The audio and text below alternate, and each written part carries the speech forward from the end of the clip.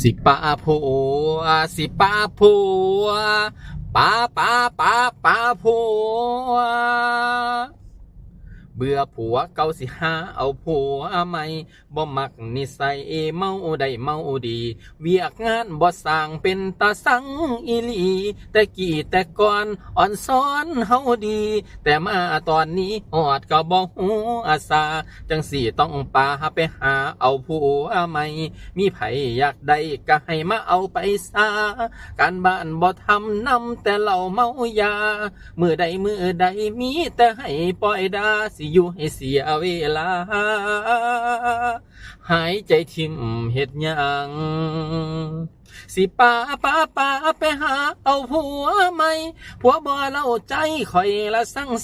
งจากยามใดสิดูยังแต่สิเอวังบ่เหตุการณ์บ้านสิจงมันไว้ยังได้สตาร์ทรถพังเขาก็ยังเปลี่ยนใหม่อยู่ใสพอห้างพอหมายมีบ่พอได้คือต่อสิเฝ้าป่าผัวเก่า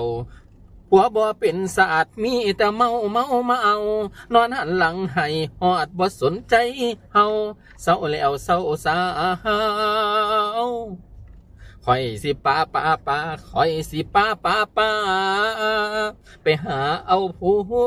วใหม่สิป้าไปหาเอาผัวใหม่ผัวบ่เล่าใจข่อยละสั่งจากยามใดสิดูยังแต่สิเอวังบ่เหตุการณ์บ้านสิจงมันไว้ยังได้สตาร์ทรถพังเขาก็ยังเปลี่ยนใหม่อยู่ใสพอห้างพอหมายมีบ่พอได้คือต่อสิเฝ้าป่าผัวเก่าผัวบ่เป็นศาสตร์มีแต่เมา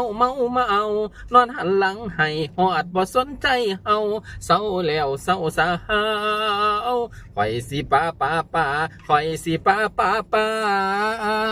ไปหาเอาผัวใหม่